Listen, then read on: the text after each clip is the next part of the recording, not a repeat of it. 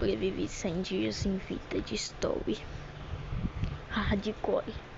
Vamos lá, eu não sei o que é vida de story, mas vamos ver, né? Eu vou acelerar porque o vídeo tem 1h29 minutos e eu não vou ficar pausando igual eu faço dos vídeos. Eu vou só comentar por cima, porque senão eu não termino esse vídeo nunca. Olá, meu nome é Lagos e hoje irei te contar como sobrevivi meus 100 dias em Vintage Story. Inspirado pelos mods mais complexos de Minecraft, este sandbox leva o gênero a um nível totalmente novo. Meus objetivos: dominar todas as eras tecnológicas, explorar as mecânicas extremamente detalhadas e desvendar os mistérios dos arquivos da ressonância. Para completar, terei uma única vida e jogarei com o mapa desabilitado, contando apenas com meu senso de direção para me guiar. Os meses passarão a cada 9 dias e a seguir desse mundo será Rabanete. Vamos nessa. Dia 1. Minha aventura começou numa verdejante campina silvestre, um mundo inexplorado, esquecido pela humanidade. Sem perder tempo, parti em busca de materiais para confeccionar minhas primeiras ferramentas rudimentares. Algo me dizia que 100 dias seria pouco tempo para o que eu almejava alcançar. Com galhos de pedras e sílex pude começar os trabalhos. Lapidei individualmente uma faca, uma pá e um machado, sem murros nem árvores por aqui. Como disse, possui apenas minha barra de atalhos como inventário, minha próxima tarefa foi conseguir guardar mais itens no meu personagem. Utilizei minha recém-criada faca pré-histórica para colher folhas e raízes de junco. As folhas dariam origem a cestas, que proporcionavam os primeiros espaços extra de inventário. As raízes serviriam de alimento para mais tarde. Assim que terminei as cestas, lapidei também uma lança para me proteger da fauna hostil desse lugar. Absolutamente qualquer animal poderia ser uma ameaça nesse começo. Um pouco de carne vermelha logo no primeiro dia, nada mal. Logo em seguida, dei prioridade à criação de um abrigo para passar a primeira noite nesse desafio. Tentativas passadas já tinham me ensinado que subestimar as noites seria um erro terrível. Madeira, grama, muita grama e argila. Já no final da tarde, pude começar a dar forma ao meu humilde casebre. Minha ideia era criar uma construção reaproveitável, que não fosse tão abominável aos olhos. Reboquei as entradas com um punhado de terra compactada, e quando o dia já cedia ser lugar à noite, acendi a minha primeira fogueira. Bem na hora, a fome já começava a me castigar. A fim de ganhar tempo nesse início, utilizei a argila que havia coletado mais cedo para dar vida a utensílios essenciais de cerâmica, moldados um a um de uma forma extremamente satisfatória. Uma caçarola para cozinhar. O jogo é bem massinho, você consegue fazer você consegue moldar suas coisas, não é igual no Minecraft, você tem uma mesa de construção, você consegue mesmo moldar as suas coisas, como é que elas vão ser. Muito massa, muito massa. Um pote para armazenar refeições, algumas tigelas para me servir e alguns moldes para criar ferramentas de metal no futuro. Tudo pronto para os próximos passos na Era das Cavernas. Dia 2. Amanheci com a pressa de iniciar a queima das cerâmicas o mais breve possível. Esse tipo de processo levava tempo para ser concluído e era essencial para começar a lidar com metais. Reservei um lugar atrás da minha cabana e garanti que os arredores estivessem livres de qualquer material inflamável para montar meus fornos de cova. Depositei as cerâmicas e coloquei mais argila para finalizar o jarro que havia começado na noite anterior. Para preencher os fornos de cova era necessária uma quantidade significativa de grão e alguns gravetos que pude coletar na floresta ao lado do acampamento. Era importante me familiarizar com os arredores, já que não tinha um mapa à disposição. Finalizei com um punhado de lenha e finalmente consegui começar a cozinhar os utensílios de barro. Um leve erro de cálculo, nada que na base de desespero não resolvesse. Enquanto a cerâmica cozinhava, eu seguia com os preparativos para a entrada o mais cedo possível na Era do Cobre. O primeiro passo seria conseguir mais lenha, para assim transformá-la em carvão vegetal através do processo conhecido como carbonização. A queima, na ausência de oxigênio, decompõe termicamente a madeira, que depois de resfriada dá origem ao carvão. Com o que me restava desse dia, agregaria mais recursos para expandir meu abrigo. Um pouco mais de espaço não me faria mal. Perfeito, exatamente o que eu planejava. Acendi mais uma vez a fogueira e me preparei para mais uma noite. Adiantar as tarefas na calada da noite é uma ótima forma de progredir de forma rápida aqui, já que o breu absoluto inviabilizava qualquer tipo de exploração. Mudei mais algumas cerâmicas essenciais para trabalhar com metais, formas de lingote e uma complicada forma de bigorna aleijadinho jubilava em seu sarcófago. Ainda com um pouco de argila, concluí o dia com um molde de machado. Tinha quem? O seu sarcógrafo? Sarcógrafo. Não sei falar. Dia 3. Comecei o dia sendo atacado por um javali enquanto colhia mais folhas de junco. Uma ameaça letal para quem não tinha nenhum tipo de proteção ainda. As malditas bestas não se grudavam do meu pé e força. Mata ele, javali, mata ele, javali, mata ele, javali, mata ele, javali.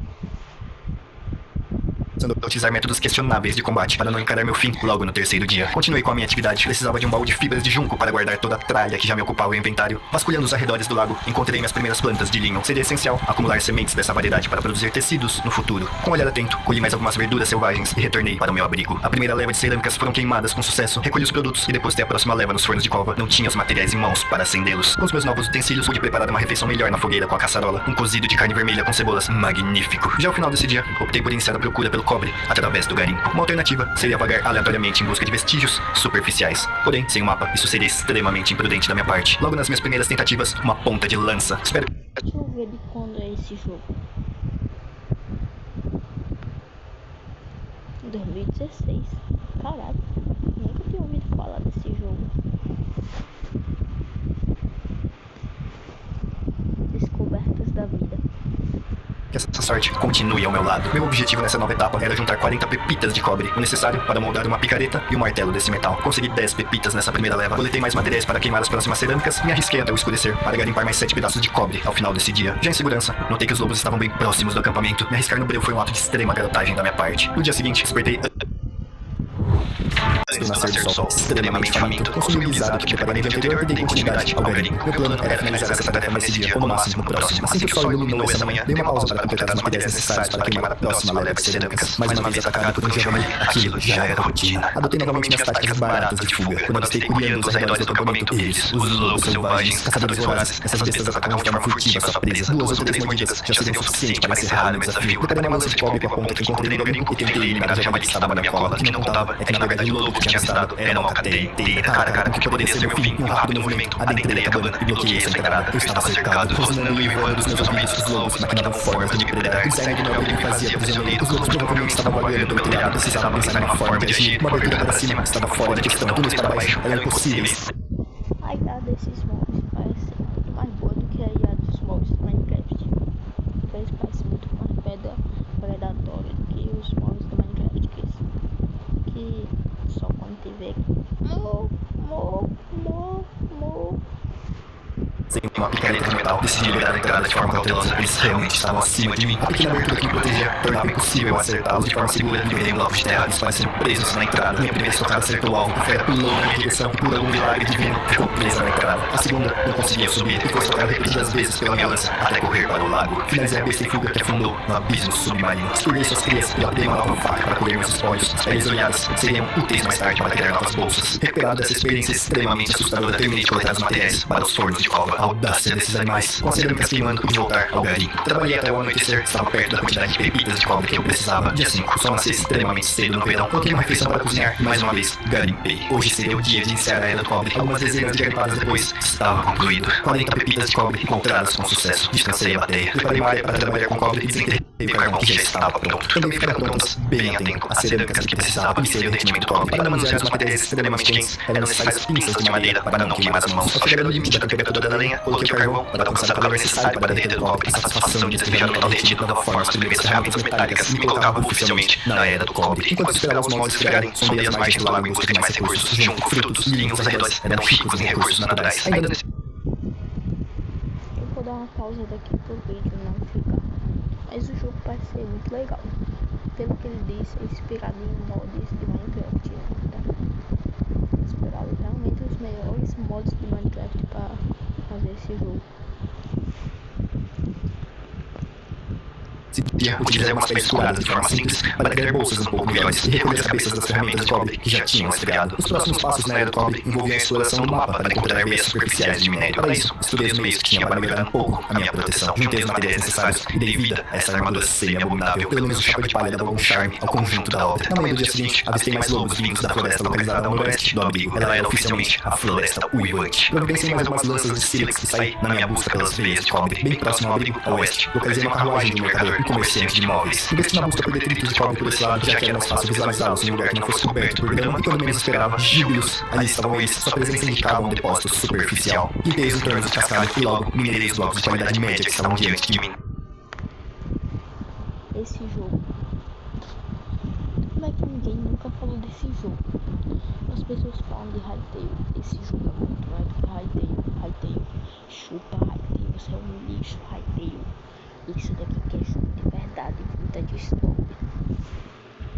Extremamente perto dali, encontrei mais alguns fragmentos de cobre no chão, mas dessa vez não tinha nada abaixo deles. Explorando um pouco além nessa região, encontrei alguns indícios de quartzo espalhados. Eles seriam úteis mais adiante no desafio. Continuei minha caminhada nessas terras e, para minha surpresa, mais cobre. Esse mundo gerado a partir da Seed Rabanete se mostrava extremamente generoso em seus recursos. Agradeci aos deuses quadrados por mais essa leva de minérios.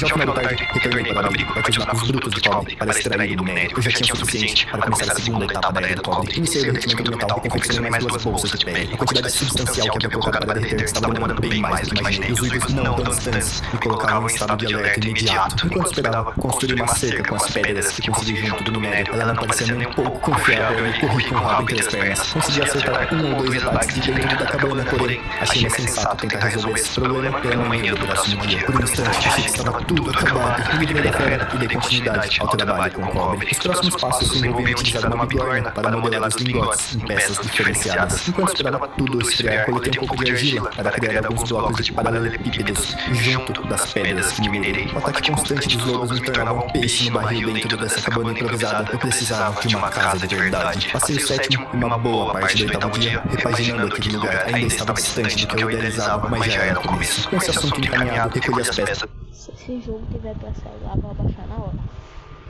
de cobre que já há tempos estavam resfriadas e organizei tudo para forjar novas utilidades. Com os lingotes incandescentes, pude moldá-los para fazer uma serra e alguns pregos. Resfriar as peças na água era algo extremamente satisfatório. O serrote era mais um dos itens-chave para desbloquear novas construções. A partir daí poderia confeccionar valiosas tábuas de madeira, portas e alçapões, baús de madeira e prateleiras. Eu finalmente dava adeus à Era das Cavernas. Capítulo 2. As raízes de um novo lar. A Era do Cobre. Um mundo de novas possibilidades. Meu plano para essa próxima etapa será criar um alicerce para os dias que virão. Essa nova fase inclui a forma de preservar alimento, criação de animais, plantações e novas máquinas. Tudo que pudesse me ajudar a progredir nos 100 dias desse desafio. Os primeiros passos dessa nova etapa necessitavam de madeira. Me aproximei cautelosamente dos arredores da Floresta Uivante, a única fonte próxima que tinha. Nesse lugar, seus moradores não se acanhavam em anunciar sua presença. Figuras um tanto quanto dóceis, quando não provocadas. Depois de coletar o estreio necessário, retornei em segurança mais uma vez para casa. Substituí o chão de terra por um piso de madeira e cavei o que seria o porão da minha residência. Armazenar os alimentos em um local frio e livre de luz solar diminuía sua velocidade de perecimento. Logo em seguida, finalizei uma área para comportar uma plantação e no dia seguinte, saí em busca de terra com fertilidade um pouco melhor para iniciar o plantio. Bem perto, ao sul, encontrei algumas cenouras selvagens no caminho. Um pouco mais adiante, a porção do solo que procurava. Sem almoço grátis, tive meu primeiro encontro com um vagante. Criaturas remanescentes de tempos passados que surgem nas noites e também perto de fendas temporais. O encontro isolado me representava. Fendas temporais, criaturas vagantes. Oxi. Um perigo tão grande. Me livrei da criatura e finalizei a fazendinha, semeando algumas plantas de linho, cenouras, cereais e cebolas. Aproveitando o pouco que me restava desse dia, sondei os arredores do acampamento, onde preparei algumas rotas de fuga na entrada da Floresta Uivante e minerei uma veia de cobre que encontrei por lá. No dia seguinte, terminei a confecção dessa pocilga, mais conhecido como chiqueiro. Adaptei os arredores para facilitar a captura de javalis e fui em busca desses animais que tanto me atormentaram nesses dias. Pobre galinácea. Um lobo guardava a fronteira ao norte da Floresta Uivante. Hoje não foi o dia dele. Encontrei alguns legumes selvagens e árvores de carvalho na minha busca pelos javalis. Esse tipo raro de madeira seria importantíssimo para produzir couro mais tarde. Decidi retornar e investir em outra direção. Se perder na mata não estava nos meus planos nesses primeiros dias. Um pouco ao sul da Floresta Uivante, a oeste do acampamento, lá estava o espécime estirado. Dei um cutucão e o guiei de forma desengonçada para seu novo lar. Agora me restava encontrar uma fêmea. Retornei para aquela mesma direção, onde meu excesso de confiança quase me levou ao fim do desafio. Encarar lobos sem utilizar táticas baratas era um erro que não podia se repetir. Os lobos se multiplicavam como pragas nesse lugar. Por mais pena que eu tivesse, precisava eliminar a futura geração desses predadores para garantir a minha segurança. Táticas furtivas, lançamentos balísticos precisos, às vezes não tão precisos assim, me colocavam à frente no desafio, onde os inocentes eram poupados e as ameaças eliminadas. A fundo, na Floresta Uivante, eu utilizava métodos rudimentares para marcar a minha localização. Mais cobre cruzava meu caminho, um presente recebido de bom grado. No caminho de volta, mais lobos. Uma quantidade absurda de carne de caça, que infelizmente não era tão nutritiva. Continuei a exploração dessa área no próximo dia, onde encontrei alguns pinheiros com seiva, recurso importantíssimo e difícil de localizar. Passei a adotar uma técnica de marcação nessas árvores. Vou coisar tempinho, vou coisar tempinho, vou coisar tempinho, para coisar tempinho, vou coisar tempinho, para coisar tempinho, vou coisar tempinho, para coisar tempinho.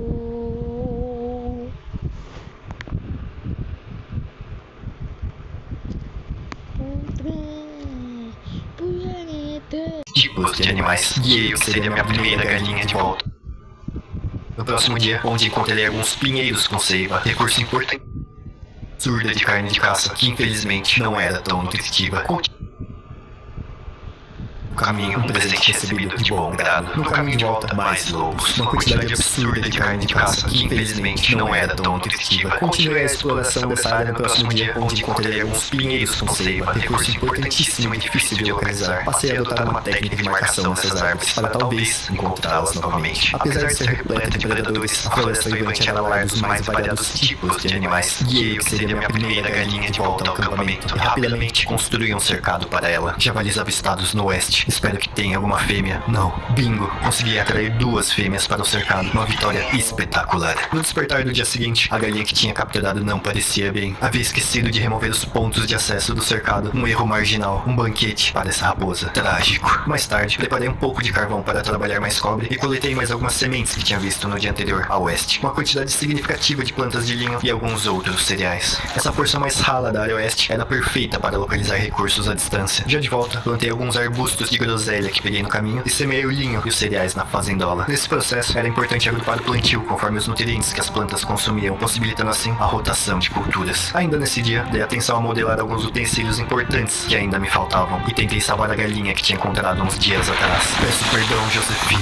Finalizei esse dia confeccionando uma nova armadura de madeira. As aventuras, cada vez mais perigosas, pediam por mais proteção. Dia 14. Descobri que na verdade uma das porcas era um javali. Perdão, meu amigo, assim a conta não irá fechar. Descobri também que era possível confeccionar arapucas para capturar pequenos animais. Josefina não será esquecida. Continuando minha investida a oeste, avistei um casal de galináceos. Era exatamente o que eu precisava. Chispei os 2 espécimes com sucesso para o cercado, possibilitando que a natureza fizesse a sua parte mais tarde. Não, eu não esqueci de remover o acesso dessa vez. Deixando as galinhas a sós com seu portal interdimensional, retornei à floresta uivante em busca de mais resina. Tudo que eu tinha havia sido gasto na minha armadura de madeira e precisava de mais para minha próxima construção. A busca por pinheiros com resina era uma tarefa extremamente infeliz. A resina era visível apenas em uma das faces das árvores. Em meio à mata fechada, isso era muito difícil. Para minha felicidade, já extremamente a fundo na floresta uivante, encontrei uma série de árvores mais ou menos agrupadas com um néctar pinheirístico, o que deu à luz à minha mais nova criação, meu espremedor de frutas. Era surpreendente como atividades tão simples eram tão satisfatórias aqui. Ao final do dia 15, organizei melhor a área dos arbustos frutíferos e criei um acesso para os fundos da casa. Eu não aguentava mais dar a volta o tempo inteiro. No dia 16, causei um deslizamento enquanto expandia o porão da casa. Planejava utilizar esse cômodo a fim de comportar os barris para o curtimento de couro. O que não esperava era criar um quartinho digno de um filme de terror japonês. Melhor manter essa porta fechada. Ainda nesse dia, rumei ao oeste, onde suspeitei ter visto formações de calcário anteriormente. Bingo! Essa rocha...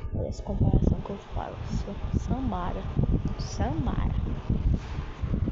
Quando moída, possibilitava o início do processo de 3 etapas para a produção de couro. Na primeira etapa, a água de cal reage com as proteínas da pele para amolecer os pelos, que puderam ser raspados 2 dias depois. As 2 próximas etapas envolviam vedar as peles raspadas em uma solução feita a partir de madeira de carvalho. Isso garantia a resistência à decomposição e aumentava a durabilidade do couro. Deixei as peles no quartinho do medo. Era hora de enfrentar minha primeira tempestade temporal. Essas tempestades são eventos periódicos onde a realidade é distorcida e vagantes mais tenebrosos vão em busca de cessar a minha existência. Enfrentar esses monstros nessa etapa do desafio seria de extrema estupidez da minha parte. Utilizei o tempo confinado na segurança do meu lar para estudar os próximos passos do desafio e depois da tempestade minguar, iniciei os preparativos para ir em busca da Era do Bronze. Com este capítulo concluído, minhas raízes se firmavam por esse mundo, uma vez desconhecido. Transformar uma porção de terra em algo que pudesse chamar de lar criava a certeza de ter um lugar para retornar. As máquinas que construí, a plantação que cultivei, os animais que capturei, tudo isso agora faziam parte de algo maior. Um ecossistema que irá me sustentar no horizonte dos novos desafios que essa jornada irá me trazer.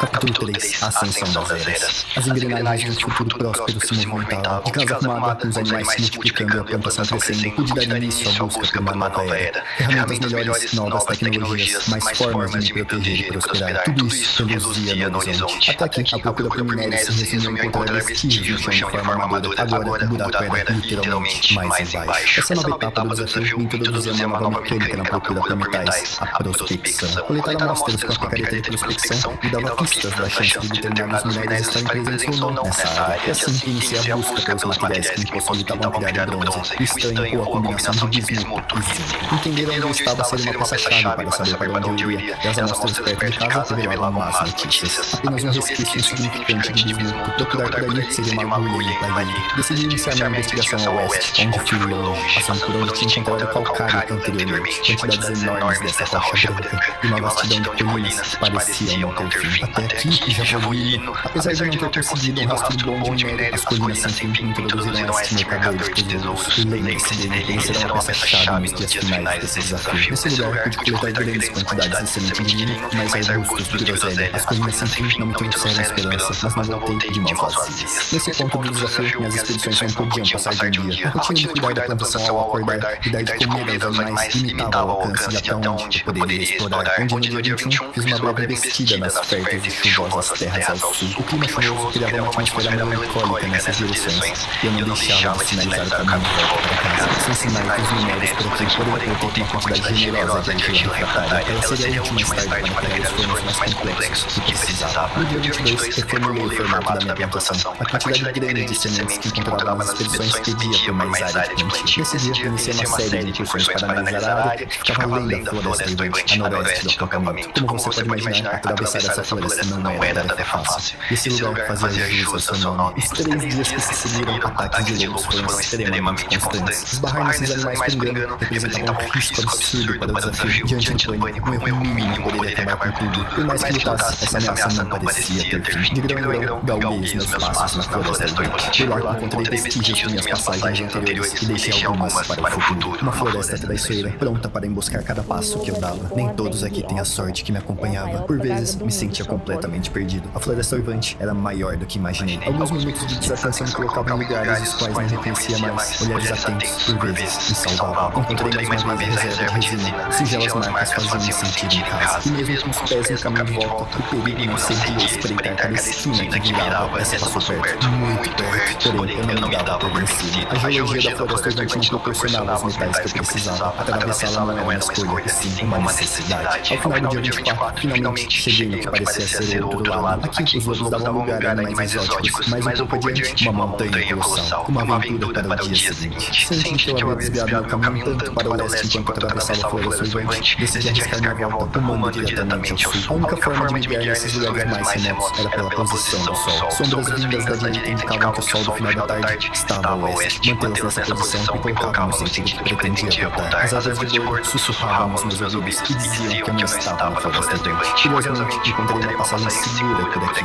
E um pouco mais adiante, lá doce lá, o estalar da fogueira entrava em contraste com os perigos lá de fora. Dia 25, não perdi tempo e saí na primeira luz da manhã para explorar o que se escondia naquela montanha. As atividades de casa ficariam para depois. Tomei passagem pela floresta de boi e em alguns minutos lá estava a sentinela do norte. Circulei por sua encosta e analisei sua composição geológica. Bingo, indícios decentes de cassiterita, mineral esse que alojava o estanho que tanto procurava. Alguns lobos guardavam a encosta norte da montanha e junto deles um mercador de móveis. Um bom ponto de parada caso um dia precisar. Mais lobos. E finalmente coloquei o modo de busca da picareta e prospecção para a busca direta de nós. A busca de densidade que utilizava até agora dava apenas estimativas da probabilidade da área spawnar determinado minério. Neste outro modo, é feita uma busca direta no raio de 8 blocos para dizer exatamente o que tinha lá. Avistei um urso negro perambulando nos arredores. Um ataque direto seria impossível de escapar. Me abriguei na carruagem do mercador e lutei de maneira suja com a fera, que nem em seus últimos momentos hesitou em me atacar. Essa montanha era realmente enorme. E uma nova busca de densidade mostrou indícios fortíssimos de que poderia ter estando lá. Só me restava encontrá-lo. Cutuquei os arredores até que em certo ponto decidi cavar a montanha dentro para utilizar as buscas diretas. A cada 8 blocos, que era o raio de procura, eu analisava novamente as amostras. 16 blocos depois, um sinal positivo. O estanho estava lá. Triangular alcançando o minério não era uma tarefa tão fácil. Eu avançava a busca até perder o rastro. Então... Pelo menos aí tem um negocinho dizendo se tá perto de um minério ou não, né? Acabou o centro para procurar a perpendicular. A busca por essa veia estranha se estendeu até o próximo dia. E depois de cavar túneis e mais túneis, finalmente, o ouro negro minerei com gosto aqueles tímidos blocos manchados de minério, até que não houvesse mais indícios naquele lugar. A quantidade de túneis que havia cavado formava um complexo labirinto. E por desencargo, analisei mais uma vez o corredor principal. Descobri que ainda tinha fundos próximos ao estranho. Acabei mais um bocado de túneis, porém me dei por satisfeito com o que já tinha encontrado. Bati retirado com autoaviões e mais uma vez voltei pela floresta de bordo. O pôr do sol me fazia ignorar as ameaças, e mesmo perdendo vida ao esgotar minha barra de alma, continuei correndo para não ser deixado na escuridão. Finalmente, as pedras flutuantes indicavam a proximidade da minha casa. No limite da claridade, retornei em segurança, descansei as ferramentas e preparei uma refeição. Ainda na noite desse dia, deixei separar a liga de bronze que iria derreter, utilizar as proporções corretas de cobre estranho, garantia que não houvesse desperdícios desse minério que custei encontrar. Na manhã do dia seguinte, iniciei o derretimento. A plantação crescia com fartura e preenchia o tempo que precisava para a liga de bronze derreter. Nesse meio tempo, a floresta vivente não cessava em enviar seus comensais, e no mais tardar, dei boas-vindas à era do bronze. Iniciei a função das minhas primeiras ferramentas lingotes dessa liga metálica, que proporcionava peças melhores para trabalhar, e também a possibilidade de minerar o próximo metal, o ferro. Enquanto esperava os moldes esfriarem, tentei me livrar do lobo que sondava o acampamento, quase coloquei em xeque tudo que tinha conquistado ao errar esse pulo. Meu coração travou aqui, e no impulso consegui me enfiar de volta no cercado da plantação. Eu não ia deixar isso barato. Mais uma tentativa, mais uma fina que tirei. Travei uma batalha psicológica com esse maldito lobo, e assim que a fera se afugentou. Mate o lobo, mate o lobo, mate o lobo, mate o lobo, mate o lobo, mate o lobo. Aperta pro jogo do bebo. Bola, é bola, é bola, é bola. Aperta pro jogo do jogo. Amor, tanto de lobo que ele já enfrentou nesse vídeo, no início desse vídeo, né? Passei até a zona delicada, ele seria o meu jantar. Com a era do bronze parcialmente conquistada, eu precisava dar andamento a questões que ficaram paradas no tempo durante os 5 dias que saí em busca desse avanço. Dito isso, os próximos dias foram abarrotados de tarefas. Ainda no dia 27, comecei a germinar a ideia de colocar um moinho de vento na minha casa. Mecanizar tarefas simples é uma das minhas partes favoritas desse jogo, porém dependia das plantações de linho para criar tecidos para as velas. Além disso, precisava dar rumo para os insumos que coletei durante esses dias. Deixá-los estragar seria uma perda catastrófica. Isso inclui as frutas e as peles das dezenas de lobos que eliminei. Comecei pela questão das frutas. Todos os meus barris de suco já estavam ocupados. Um deles, inclusive, foi selado para fermentar um vinho de groselha que aumentava muito o seu tempo útil de vida. A solução para esse problema seriam mais barris, o que acarretou num deslizamento tenebroso enquanto expandia o corão. Por sorte, apenas algumas poucas plantas sucumbiram nessa tragédia. Com mais espaço para os barris, espremi as frutas que estavam perigando estragar. Transformá-las em suco era uma forma extraordinária de aumentar sua duração. Já no quartinho do meio, o couro já tinha completado seu ciclo de 3 fases. Ele estava pronto para ser utilizado. Estudei brevemente as opções mais úteis para mim nesse momento e cheguei à conclusão que mochilas de couro seriam ideal. Planejava também confeccionar algumas peças de armadura de couro mais pra frente, porém iria precisar de uma quantidade. É isso, tem até mochila nesse jogo, não? Se tiver com mobile, eu vou jogar na hora. Muito maior. Com essa leva, consegui 2 das melhores mochilas que o jogo tinha a oferecer. Colher o fruto dos demorados processos disparava grandes quantidades de serotonina no meu cérebro. Para a próxima leva de produção, decidi abandonar o quartinho do medo. Imaginei que o ambiente fechado acelerava de alguma forma o processo de cura dos materiais, assim como acontecia, por exemplo, com o queijo. Eu estava enganado. Até a próxima, Kayoko. Depois de transportar os barris para cima, adicionei mais 3 para escalar a produção. Passei praticamente metade desse dia moendo manualmente a cal para a próxima leva de cura. Essa seria uma das tarefas que o moinho de vento poderia automatizar. Depois de preparar todas as soluções da produção de couro, falhei em perceber que me faltavam 3 peças de pele crua para fechar o segundo barril. No momento que eu mais precisava, nenhum lobo ou jabai se encontrava nas redondezas, onde no dia seguinte, na floresta vivente, engajei em uma luta corporal com o alce enquanto procurava pelos animais. Infelizmente, as peles grandes que extraí do alce não me serviriam. Eu precisava de outros animais. Essa busca pelas peles se estendeu até o dia 30. Nesse dia, meu erro de cálculo quase encerrou o desafio mais uma vez, quando finalmente me deparei com um lobo. Meu desespero era... O cara já quase morreu quantas vezes só nesse... O cara já... Imagina dos 200 dias. Imagina. Não quero falar nada não. Esse cara gosta de morrer. E tu ia morrer pra lobos. Produzir cliques frenéticos para posicionar os blocos de forma suja nesse combate. Definitivamente foi mais perto que cheguei de descobrir até agora. Extremamente assustador. Evidenciei o lobo e esperei pacientemente de se aproximar mais uma vez, quando consegui encerrar sua existência. Completei a terceira pele que me faltava com um javali que estava por ali, e finalmente pude selar o segundo barril para produzir mais fogo. Dia 31. A primeira... Eu vou deixar até chegar nos 30, porque pelo amor de Deus, não tem nem 30 minutos de vídeo.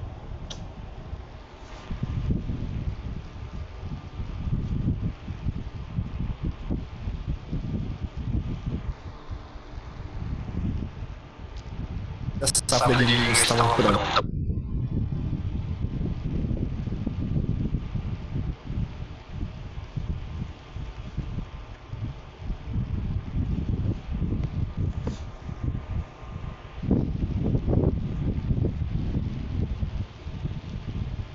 Para ser colhida. Além do linho, pude colher algumas unidades de centeio, espelta e alguns nabos que também já estavam prontos. Pouco a pouco, meu estoque de alimentos crescia em preparação para o inverno e restavam uma ou duas colheitas até lá. Infelizmente, o linho que tinha colhido até agora não era suficiente para iniciar a construção do moinho. Teria que ter um pouco mais de paciência. Ao final desse dia, acordei em meio a mais uma tempestade temporal. Um personagem muito louco das ideias. Matei o tempo mudando mais alguns jarros para a minha dispensa. Eu não estava preparado para encarar essa dança ainda. Aproveitei também essa oportunidade que o isolamento forçado me trouxe para produzir alguns pães com cereal que tinha colhido. O processo de moer a farinha de forma tão próxima dava um ar de pertencimento a todo o processo. Aguardei o forno aqui.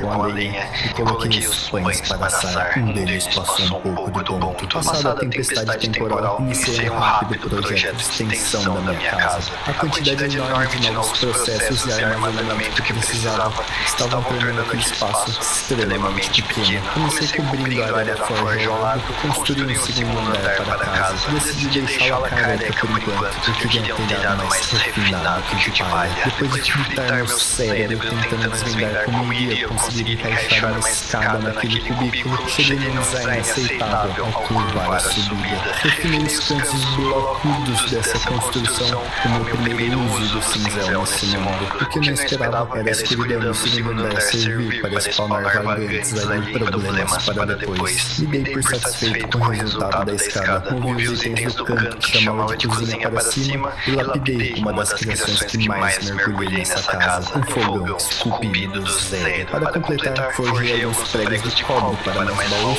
fundi mais algumas outras ferramentas e iniciei o derretimento de uma lava de bronze para criar uma bigorna mais avançada. Infelizmente, me faltava um pouco de cobre para completar a liga.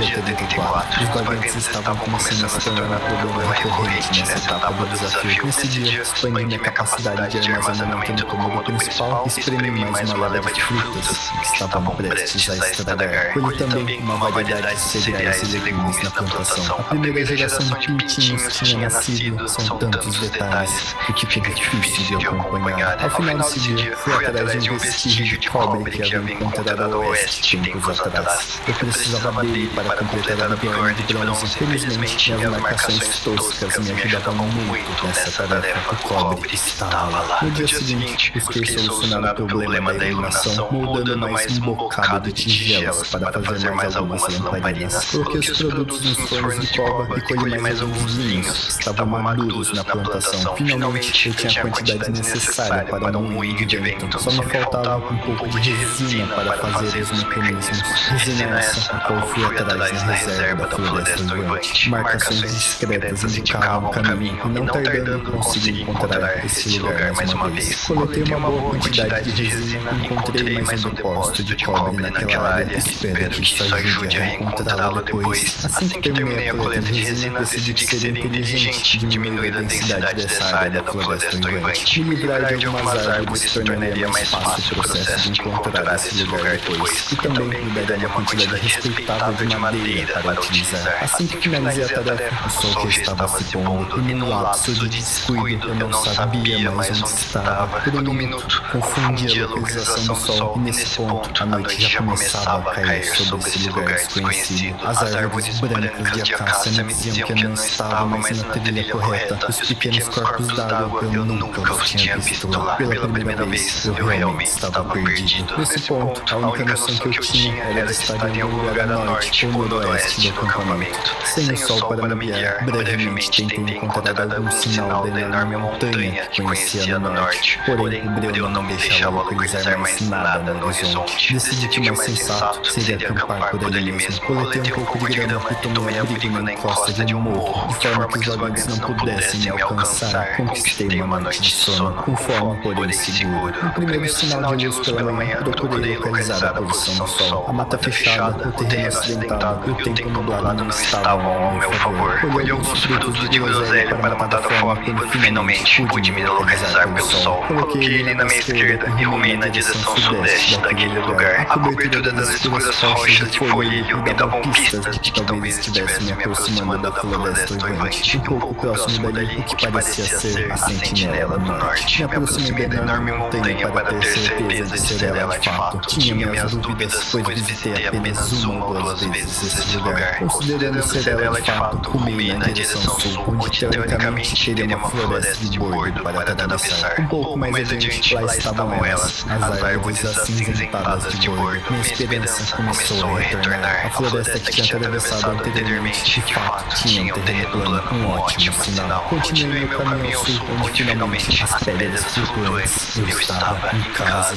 Agradeci aos deuses quadrados. Por um momento, achei que não iria conseguir mais retornar. 2 dias perdido na mata. A visão de casa era um alívio indescritível nesse momento. Guardei as coisas e fiz uma merecidíssima refeição. Dei uma olhada nas galinhas, alimentei os porcos, reguei a plantação que já estava seca e recolhi as vasilhas. Deixou a plantação secar, vagabundo. Foi explorar o mundo, deixou a plantação secar. Luiz Amel fica sabendo disso, vagabundo. Das lamparinas, como era bom estar em casa. Logo após saborear a breve vitória que foi retornar, voltei aos trabalhos. O progresso não poderia parar. Nesse mesmo dia, iniciei o preparo de mais carvão para a forja. No dia seguinte, dei meus primeiros pitacos na arte de preparar tortas. Até a decoração da massa podia ser escolhida impressionante. Um pouco mais tarde, preparei ainda mais carvão e finalmente mais uma leva de bronze para fritar. Por isso mesmo que esse jogo é muito melhor do que Hytale. Porra de Hytale. Hytale é um lixo. Jogo de gay. Quem joga Hytale é gay. E quem joga Tom sabe vai ser gay. Vintage Story é muito maior.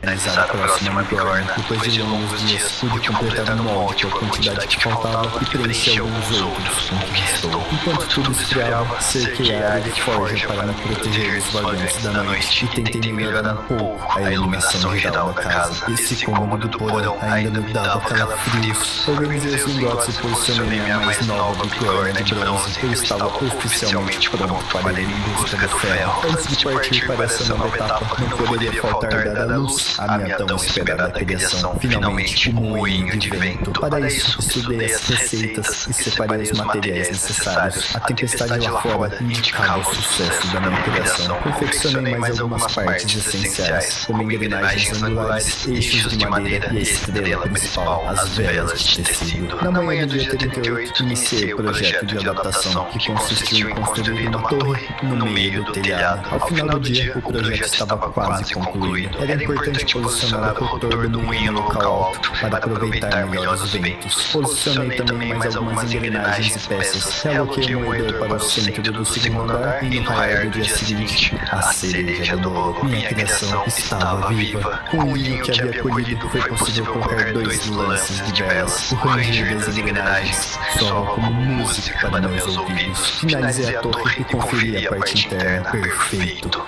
O poder mecânico estava em minhas mãos. blocos. Mais tarde nesse dia, recolhi o couro que já havia curado e pude finalizar meu conjunto de mochilas. Com o que restou, consegui fazer do colete e uma perneira de couro costurada. Finalmente me livrei daquela armadura horrível no meu personagem. Ao final desse dia, estava tudo pronto para partir em busca do ferro, a penúltima área tecnológica que me faltava alcançar.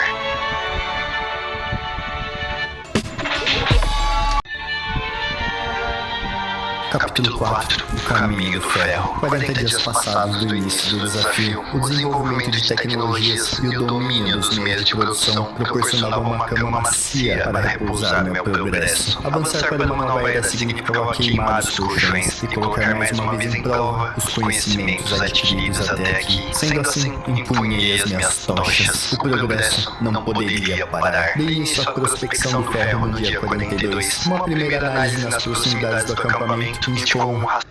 O progresso não pode parar. Agora nós fica pra trás. Nós não fica pra trás. É o bonde do Brunão.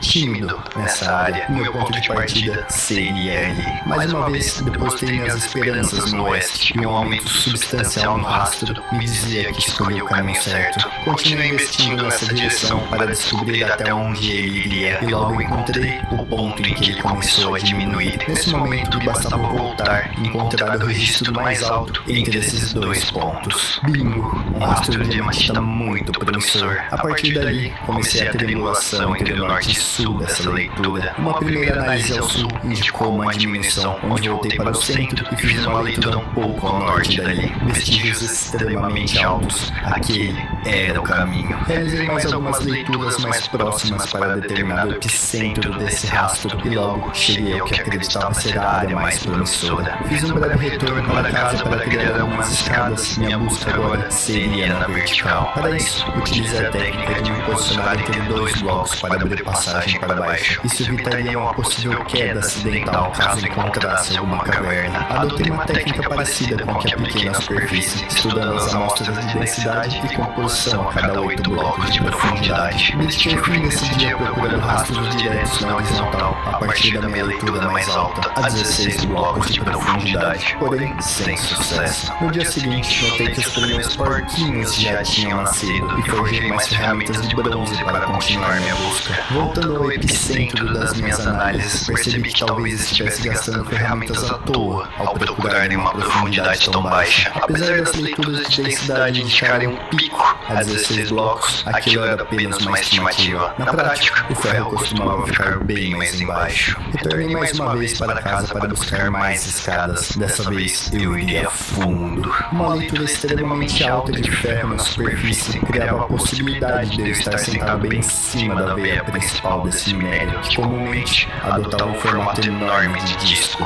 Perfuraria ele na vertical, seria bem mais provável que encontrá-lo de alguma forma na horizontal. Assim, fiz a minha descida, e a 32 blocos de profundidade, uma análise direta, vestígios reais de hematita, eu realmente estava perto. Realizei algumas leituras mais a fundo, onde na profundidade 48, o vestígio tinha desaparecido. Eu já tinha ideia de onde procurar. Pisei minha escada e voltei alguns blocos acima. Me restava encontrar a borda do disco de minério naquele raio. Iniciei o processo de triangulação horizontal, assim como tinha feito com estanho anteriormente. Encontrei os limites de leituras negativas, tracei o centro entre elas e cavei na perpendicular. Leituras cada vez mais altas, até que finalmente o minério de ferro, um momento extremo de realização, uma recompensa digna por absorver a delicada técnica de prospecção. Nacos brutos de qualidade média, eu não poderia pedir por mais. Esgotei os vestígios visíveis daquela área e dediquei uma boa parte da minha picareta para encontrar o coração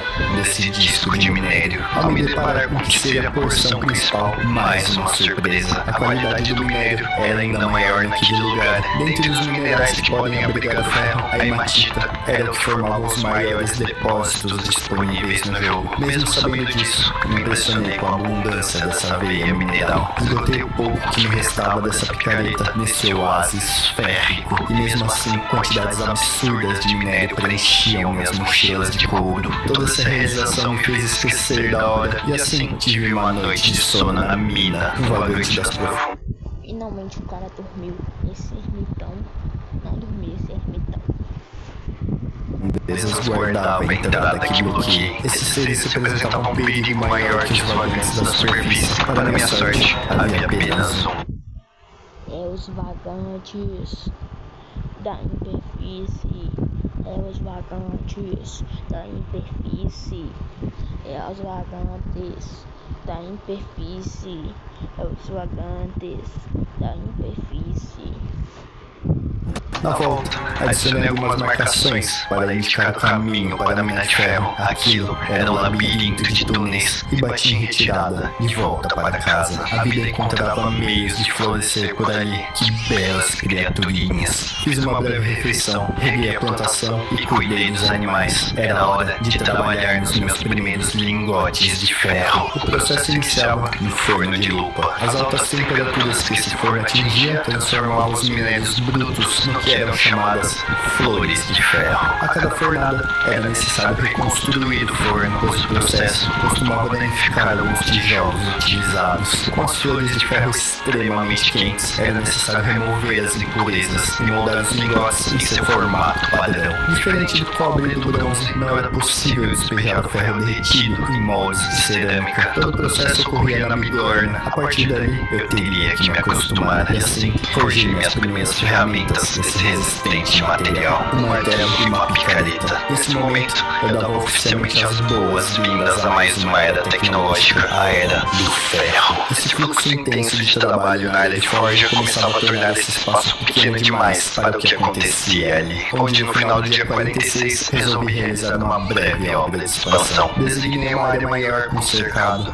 e troquei o piso por algo mais apropriado para esse lugar. Agora sim, os ares de uma forja de respeito. O serviço terminou na manhã do dia seguinte, onde pude organizar tudo de forma mais coerente. Aproveitei o momento de reforma para instalar um reservatório de água na cozinha e algumas canaletas de irrigação para a plantação. Cada detalhe que me fazia poupar tempo das atividades diárias valia a pena ser investido. No dia 48, recebi o aviso da terceira tempestade temporal, enquanto chispava um lobo da minha propriedade. Quase perdi uma das minhas lanças nessa fossa abissal que chamava de lago. Pela primeira vez, pude lutar um pouco com os vagantes corrompidos que vieram com a tempestade. O cercado da área de forja me fornecia um pouco de proteção. O que eu não esperava é que eles poderiam spawnar dentro daquele lugar. Um único golpe foi capaz de tirar quase metade da minha vida, mesmo vestindo as armaduras de couro que eu tinha. Mais uma vez, fui oprimido de volta para a segurança do meu lar até que a tempestade se afastasse. O encontro direto com o vagante corrompido me fez perceber o quanto ainda tinha que me preparar para enfrentar a parte final desse desafio.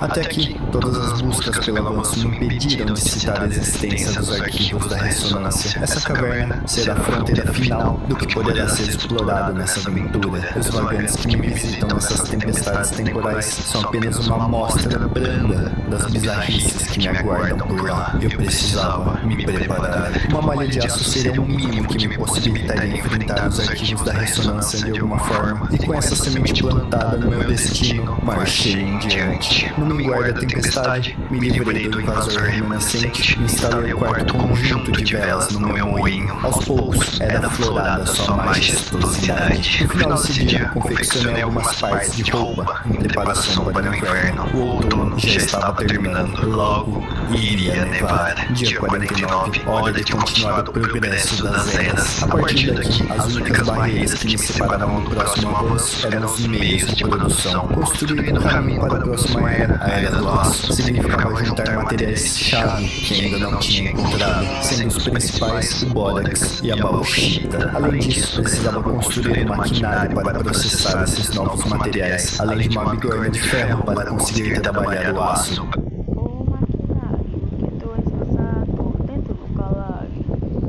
Propriamente dito, decidi iniciar em busca do material que me possibilitaria construir a bigorna de ferro, o Bórax. Diferente das anteriores, a bigorna de ferro será forjada em 2 etapas, e o Bórax era responsável por uni-las. Meu primeiro palpite de onde encontrá-lo foi nada menos que nas colinas sem fim. A composição de calcário é uma das mais prováveis de abrigar esse material, onde passei o dia inteiro buscando por pistas visuais e de densidade nessa área. Um rastro quase insignificante alimentou minhas esperanças nesse lugar, porém não me levou para lugar nenhum nesse dia. No dia seguinte, minerei um depósito exposto de olivina que já tinha esbarrado ao oeste, no caminho para as colinas sem fim. A olivina será útil para confeccionar os tijolos para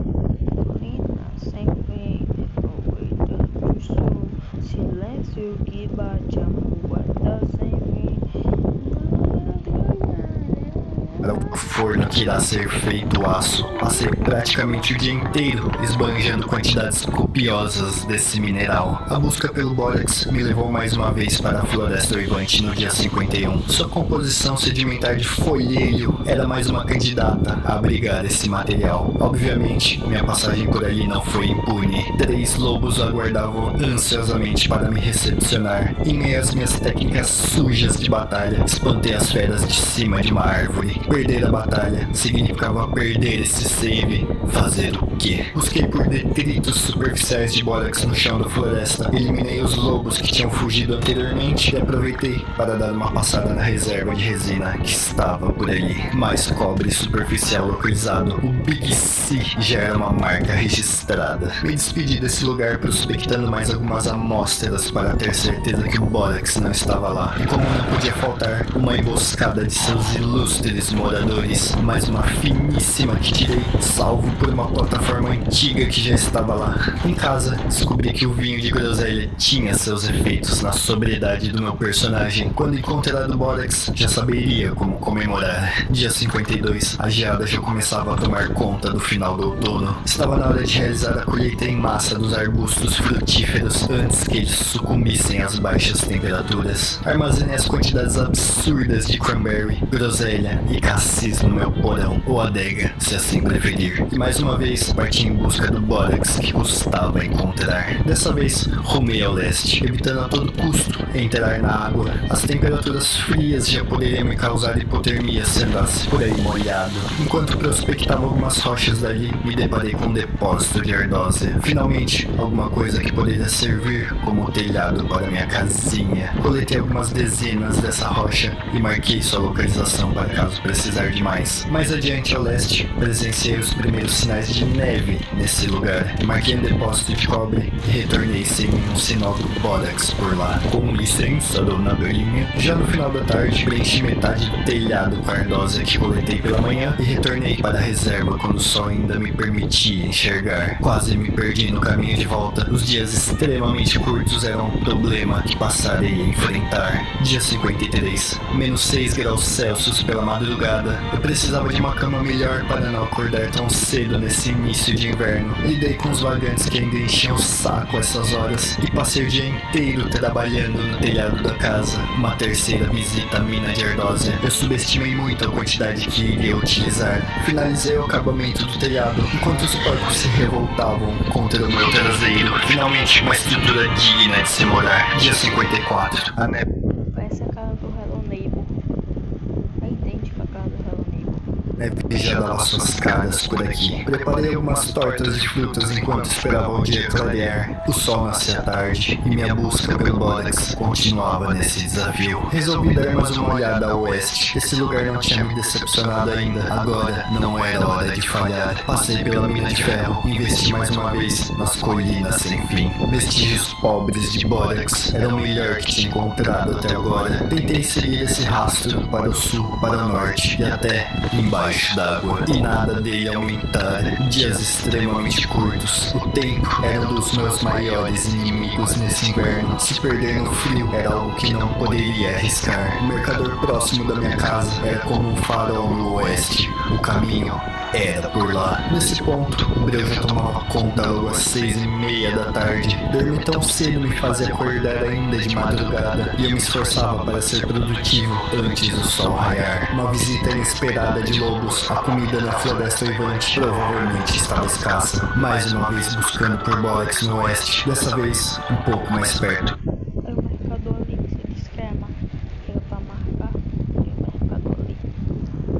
casa. Um rastro minúsculo, porém não poderia ignorar. Coloquei em prática minhas melhores táticas de prospecção, mas assim como nas colinas sem fim, o rastro se perdia antes de aumentar. Me afastei um pouco, mas vestígios minúsculos e sem continuidade. O desespero tomava conta desses dias curtos. O meu progresso dependia única e exclusivamente de encontrar esse material. Dezenas e dezenas de análises sem resultados. Às 3:30 da tarde, o sol já começava a se esconder. O frio extremo tomava conta do meu retorno. Me aqueci na fogueira e finalmente confeccionei uma cama melhor para esse inverno. Para preencher esses períodos de escuridão, decidi trabalhar na produção dos lingotes de ferro. Confeccioná-los na calada da noite seria um adianto para tudo o que ainda precisava construir. Enquanto eu limpava e moldava um lingote, a próxima flor de ferro era aquecida. A eficiência em sua forma mais pura de trabalhar. Dia 56, eu precisava calibrar minhas horas de sono nessa nova cama. A luz do sol era algo precioso demais para se desperdiçar. A neve já tomava conta da plantação. A única coisa que poderia fazer era torcer para as plantas germinarem antes de estragar. Mais buscas a oeste. Minhas esperanças estavam única e exclusivamente nesse lugar. Nesse dia,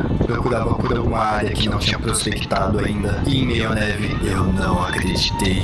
Fragmentos perdidos de bórax em plena vista.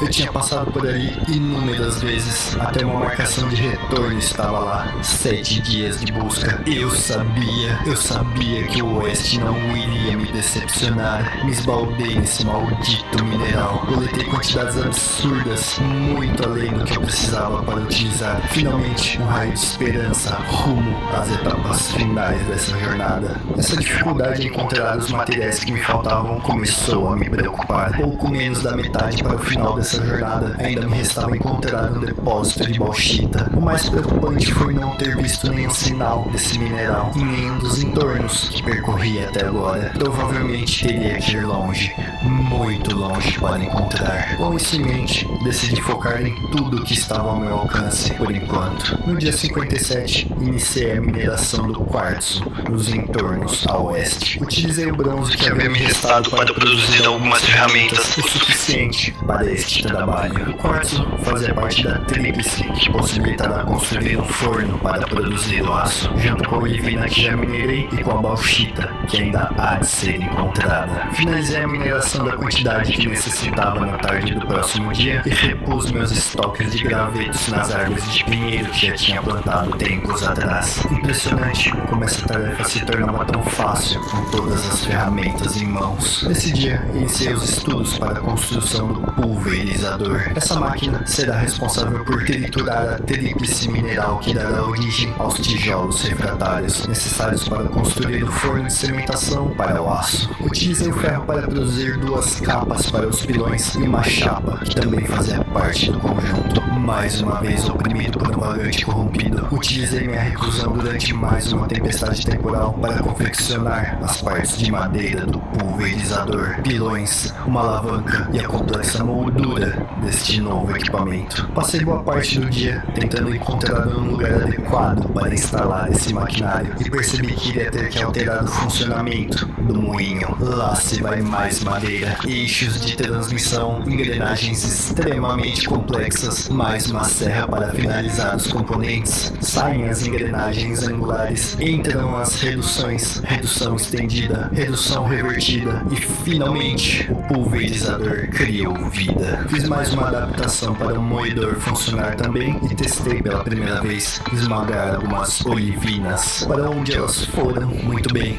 excelente trabalho. Antes de corrigir esse pequeno empecilho, verifiquei algumas formas de não precisar colocar as pedras uma a uma para serem trabalhadas. Funis e canaletas eram a solução. No total, mais de 600 pedras precisavam ser processadas. Fazer isso igual uma formiguinha não estava nos meus planos. Em meio a isso, enquanto o maquinário ganhava vida, a plantação perecia com o frio extremo do inverno. Apenas alguns cereais mais resistentes sobreviveram. Trágico. A única consolação foi conseguir de volta algumas sementes de linho. Mais uma mudança no pulverizador. Enquanto não conseguia o cobre para forjar um funil, me contentava em alimentar manualmente essa triste produção. Dia 61. Precisei abater algumas galinhas em busca de proteína. manhã. Eu realmente achava que elas não passavam pelo portãozinho da cerca. Não tive outra escolha. Vaguei nos arredores em busca de depósitos de cobre. Precisava deles para fazer os funis de produção. Um reservatório de bórax. Que ótimo.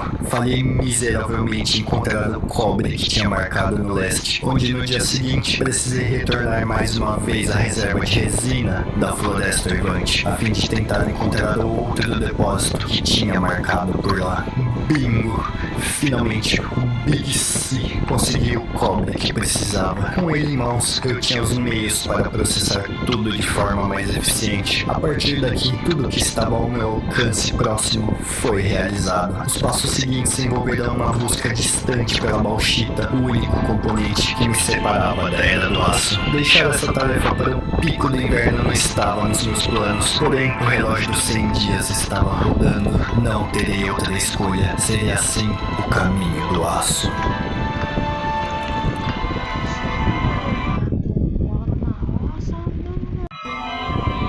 Capítulo 5. A escalada final. A vossa demanda repousa sob o gume de uma faca. Desviai-vos apenas um pouco e ela fracassará. Sob a primeira luz da manhã, retornei mais uma vez à Sentinela do Norte. Iniciava-se ali a minha procura pela bauxita em terras distantes. O frio intenso logo me forçou a uma parada perto do mercador para me aquecer. Isso seria comum a partir daqui. Avancei um pouco ao norte, onde encontrei outra floresta. Lobos famintos e cobertos de gelo. Não podia esperar por menos. Uma dúzia de passos me resultou em 2 ataques de lobos. Cobertos de neve, era muito difícil detectá-los à distância. Me livrei da fera. Levando em conta que a luz logo me deixaria, seria estupidez prosseguir por ali. Decidi verificar as formações próximas ao leste. E tive ali meu primeiro encontro com carvão mineral. Será útil levar um pouco dele. Encontrei também mais um depósito de cobre, o qual escavei no dia seguinte, depois de passar a noite na carruagem do mercador. Um urso pardo fazia ronda ao leste nessa manhã,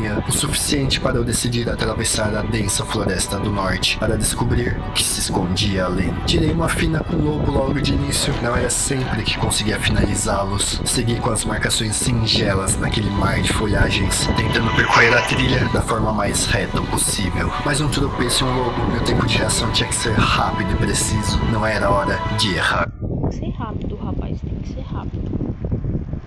Em poucos minutos, o frio extremo já paralisava o meu corpo. Onde podia, acendi uma fogueira para me aquecer novamente. Logo ali, o limite da floresta desembocava numa imensidão de água ao norte. Meu primeiro beco sem saída, nessa busca pela bauxita. Voltei o mais rápido que pude, desvendo daquele mar de árvores, os ataques constantes de lobos e do urso pardo, que agora perseguia uma lebre. Sem sinais das rochas avermelhadas nessa direção, passei pelo mercador e decidi deixar a Sentinela do Norte de volta para casa mais uma vez. Ao final do dia, enquanto reparava minhas vestes de couro e derretia o cobre que tinha guardado, pensava nas estratégias de busca que iria utilizar nas próximas expedições. Eu precisava ir longe, porém sem perder tanto tempo. De início, iria investir em expedições de 2 dias em cada direção, ou se não, até encontrar um beco sem saída. Dia 65, já era rotina acordar congelando de frio. Recolhi algumas provisões e segui para minha próxima expedição, dessa vez ao sul em busca da maldita bauxita, sem tempo a perder. No inverno, o sol nasceu um tanto mais ao sul, porém, seu movimento não contemplava um arco completo no céu. Eu não podia contar tanto com ele nessa estação. Segui pelas marcações que eu tinha e quando me percebi, já estava construindo algumas novas. O vermelho da bauxita era bem característico.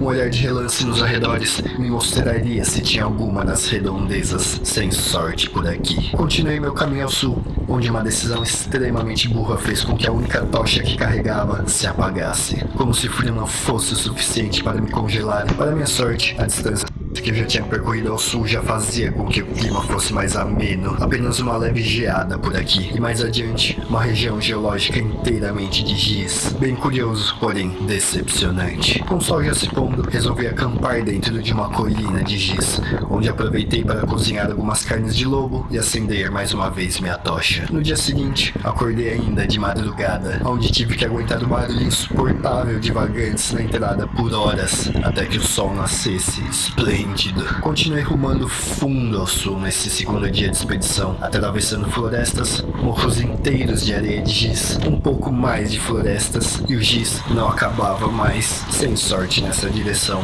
o sul nunca me trouxe nada de bom. Na metade do caminho, parei para coletar um bocado de argila refratária. Apesar de tudo, não iria voltar de mãos vazias. Depois de um dia inteiro correndo de volta ao norte, consegui chegar na altura do caminho que apresentava neve. Percorri ainda mais um bocado de distância na escuridão extrema, até que fui forçado a parar.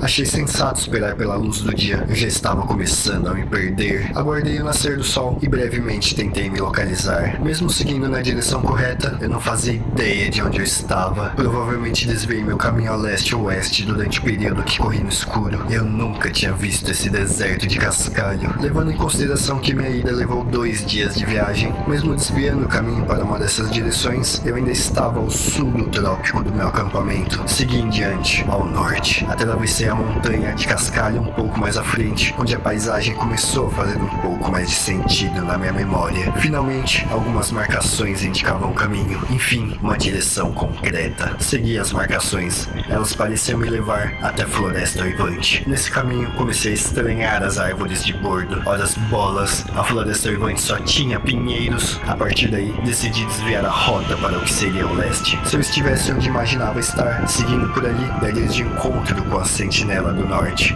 Bingo! Meu corpo estava congelando, mas o meu cérebro ainda estava intacto. De lá, era só continuar seguindo ao sul. E logo menos, Lara doce Lara, reguei com pressa as últimas plantas que lutavam contra o gelo. E finalmente, me aqueci em casa. Feliz por ter encontrado o caminho de volta, porém, decepcionado por voltar sem a bauxita. Sem tempo para uma nova expedição nesse dia, resolvi forjar as placas de cobre para construir o funil do pulverizador e algumas calhas de transporte. Quando que ele vai encontrar a bauxita?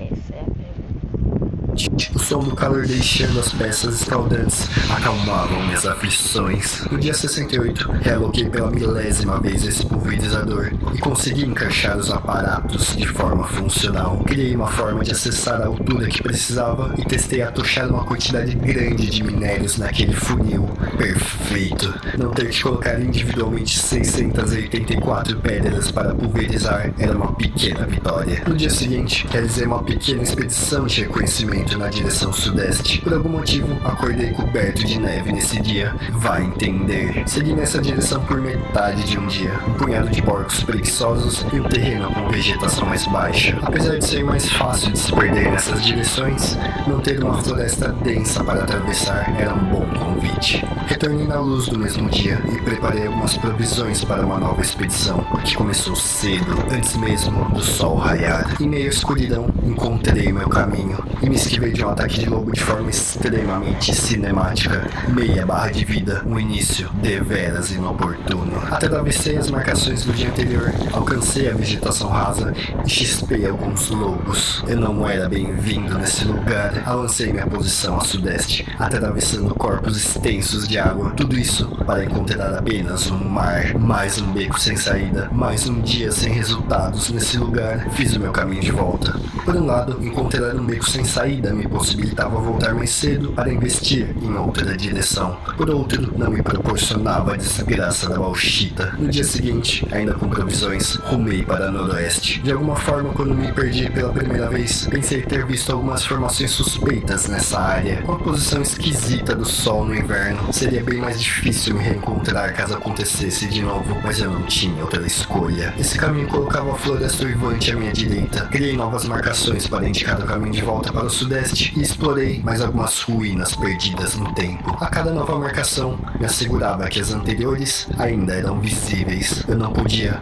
me perder mais uma vez. Avancei até o ponto em que tive que escolher atravessar uma floresta densa ou desviar meu caminho ao leste. 2 caminhos desconhecidos. Mal me aproximei da floresta e já fui caçado. Não foi tão difícil de escolher. Com a luz já me deixando, acampei na entrada de uma caverna que encontrei por ali. Um frio de 18 graus negativos Minha vida dependia inteiramente dessa fogueira. Tive uma breve noite de descanso e esperei mais um pouco até o sol nascer. Minha busca pela bauxita não poderia parar. Sempre com um olhar atento a qualquer rocha que fosse minimamente avermelhada, passei por vegetações que não conhecia ainda, nadei por lagoas congelantes em meio a tempestades de neve e fiz algumas pausas para comer e também para me esquentar. Eu bati de frente com um clima extremo, porém recebi um anúncio infeliz de que uma tempestade temporal iria se aproximar. Busquei minhas marcações, eu tinha que retornar imediatamente. Os sinais que eu deixava pelo caminho tornavam a volta bem mais ágil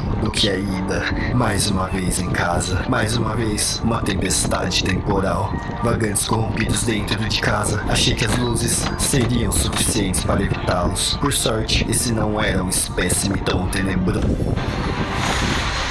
Para evitá-los. Por sorte, esse não era um espécime tão tenebroso. Guardei o andar de cima enquanto preparava mais provisões para sair. Recolhi minha melhor cama e juntei tudo o que tinha disponível para levar. Eu estava decidido. Só iria retornar com a bauxita. Não importaria que cruzasse no caminho. O desafio repousava única e exclusivamente em encontrar o minério vermelho. 73 dias. Seria isso ou o fim. Saí pelos fundos. Alcancei a sentinela do norte e a partir dela rumei ao leste. Eu não tinha exatamente a certeza do caminho que tomaria, só sabia que iria longe. Lobos vindos da floresta urbante, magros e famintos, pequenos diante da minha determinação. Apenas uma tempestade de neve me forçou a parar para me aquecer. Aproveitei e fiz uma refeição. Nesse ponto, eu tinha dobrado ao norte depois de colocar uma marcação ao leste da sentinela. Minha área de busca seria por ali. Tomei alguns segundos para decidir se era viável atravessar essa floresta,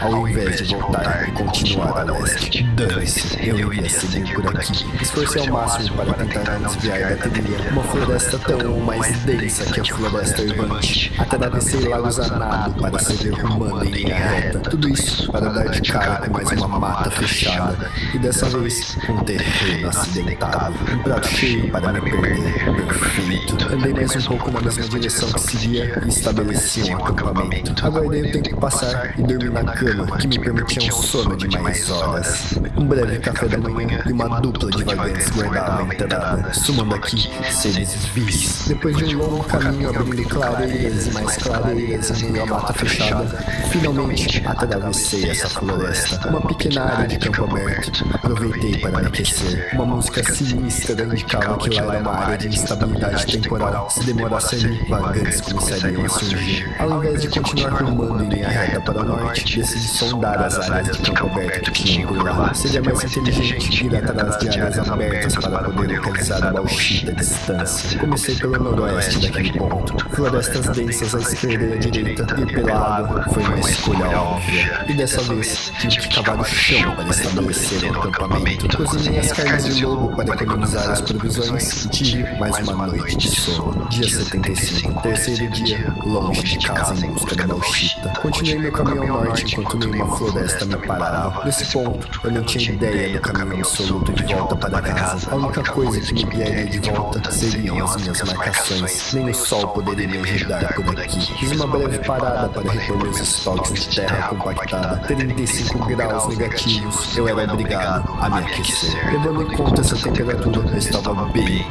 ao norte. Utilizei esse ponto de parada para servir como referência para uma nova área de busca. E assim, segui o meu caminho. De lá, decidi rumar a leste. Teria que passar por outra floresta se continuasse em linha reta. Que ótimo, mais uma mata extremamente densa ali e um alce bufando na minha orelha. Voltei para o meu ponto de parada e investiguei a direção contrária. Um deserto de cascalho, bem melhor para enxergar. Continuei rumando a oeste do meu ponto de parada, até o momento em que fiz uma breve análise nas formações distantes. Meu Deus, seria esse o fim das minhas buscas? Ignorei o fato de estar literalmente congelando de frio e fui verificar mais de perto. O topo das montanhas já apresentava formações glaciais. Eu estava tão longe assim, estava chegando perto do lugar que via a distância. Atravessei nadando no lago a menos 27 graus Celsius. Nada mais importava, ela estava ali. Eu encontrei a bauxita. Meus 12 dias de buscas no frio extremo se encerraram ali. Era isso, eu estava cercado das rochas luzes avermelhadas. Acampei ali mesmo, nessa noite. A bauxita seria o meu lar. Minerei tudo que eu pude, até minha picareta quebrar. Mesmo fora de casa, foi uma das noites mais tranquilas que passei. Dia 76, hora de encontrar o caminho de volta para casa. As marcações estratégicas facilitavam o meu retorno. Tomei o cuidado de sempre ter alguma em vista a todos os momentos. O meu último ponto de parada, a marcação enorme que fiz antes de atravessar o lago. Meu penúltimo ponto de parada, no campo aberto depois da floresta. O primeiro lago que atravessei para manter meu caminho em reta. A floresta densa de pinheiros. Quando menos percebi,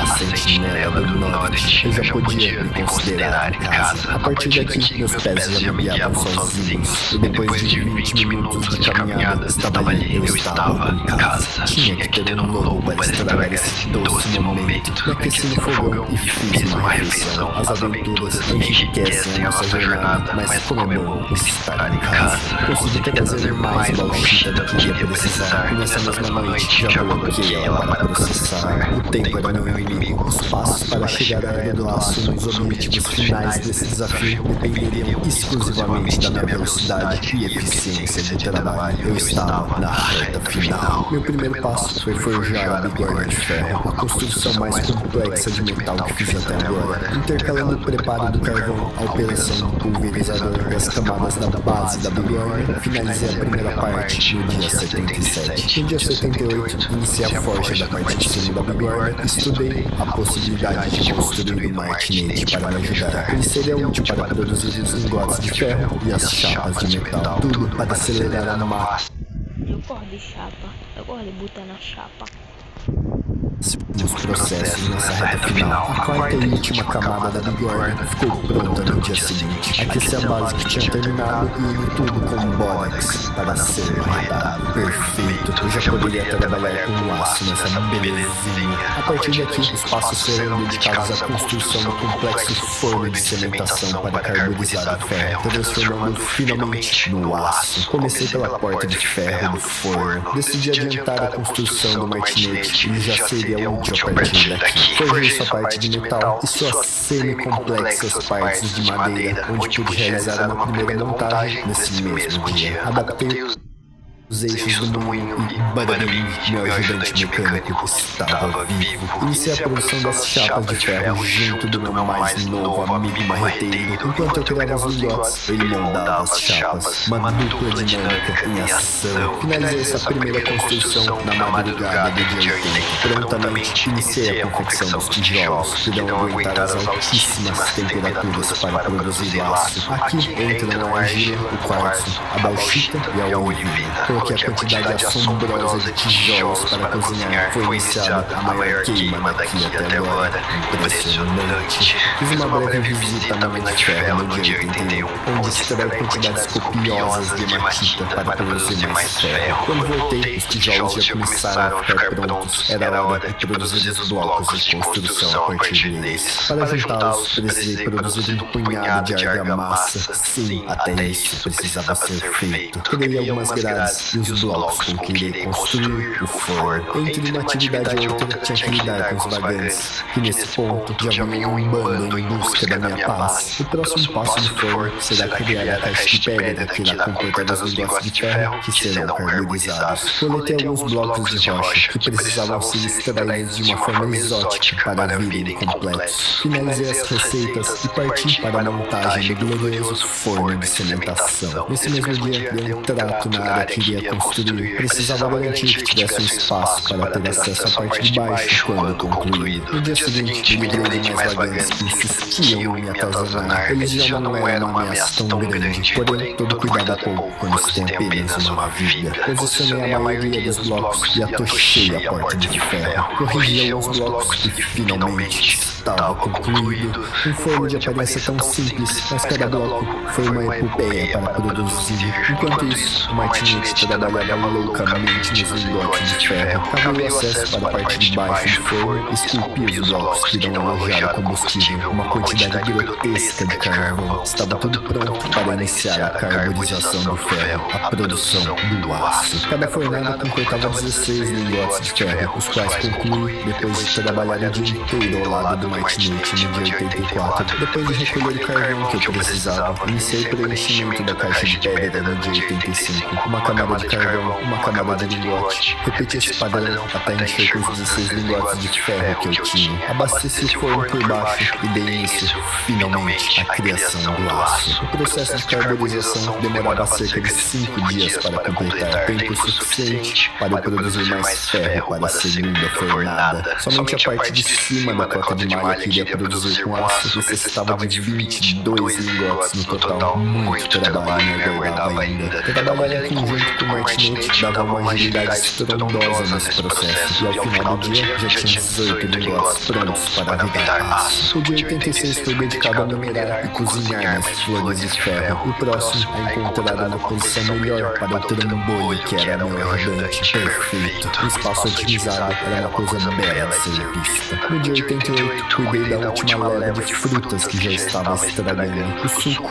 era uma mão na roda para esses dias que mal tinha tempo para me alimentar. Iniciei a construção de mais uma pior de ferro. O tempo já estava apertado demais nesses últimos dias do desafio. Assim que o aço ficar pronto, precisaria de toda a força de trabalho que puder adotar. Dia 89, uma breve visita à floresta uivante depois de um longo tempo. Precisava de mais madeira, o carvão estava escorrendo como areia nas minhas mãos. Não seria uma visita legítima sem combate com o lobo. Velhos hábitos são difíceis de largar. Recolhi uma boa parte do carvão já no dia 90. Carvão esse que foi diretamente para o forno. O processo estava em 80%. Contagem regressiva para a minha última e maior jornada nesse desafio. Nesse ponto, se iniciava o preparo das provisões para serem levadas na viagem. Enquanto isso, a produção de ferro e carvão não poderiam parar. Dia 92, depois de uma longa espera, estava pronto. A era final, o aço carbônico foi produzido. Com todos os desafios e percalços da jornada, ter conseguido preparar esse metal a tempo era inacreditável. Antes de iniciar a limpeza dos lingotes, reparei no bloco do forno que foi verificado no processo e preparei imediatamente a próxima fornada. Nesse dia, eu já me preocupava em adquirir um mapa para os arquivos da ressonância. Visitei um mercador que tinha visto a sudeste, uma tentativa de economizar tempo. Porém, era apenas um comerciante agrícola. Eu precisava de um vendedor de tesouros. Ao final do dia, enfim, iniciei os trabalhos com o aço. Para minha sorte, eles eram bem mais simples de limpar que o ferro. Conferi a receita da armadura de malha que eu planejava construir, 11 argolas de aço. Cada uma era forjada com 2 lingotes. Eu dependia da próxima fornada. Dei uma olhada no restante do conjunto. Eu teria que produzi-los com ferro. Não teria tempo para uma terceira leva de aço. Finalizei a limpeza dos lingotes nesse mesmo dia. Minhas primeiras produções com esse glorioso metal foram uma lâmina Falx e um machado. Finalizei meu escudo de aço no dia seguinte. E involuntariamente eu testei um combate corpo a corpo com um lobo. Mesmo com ele encarar um lobo de frente era terrivelmente assustador. Na madrugada do dia 94, eu já havia concluído a forja de 4 peças de argolas de aço. Produzi mais carvão e trabalhei nas argolas de ferro, enquanto os próximos lingotes de aço cozinhavam. Consegui minha primeira peça metálica de armadura no dia 95, um ermitão vestido de bárbaro. Ermitão vestido de bárbaro. Treinei o combate com uma horda de vagantes, e mais tarde com 3 lobos de uma única vez. Seres muito piores me aguardavam nos arquivos da ressonância. Eu precisava estar preparado. No dia 96, retornei mais uma vez para as colinas sem fim. Se lembra desse mercador?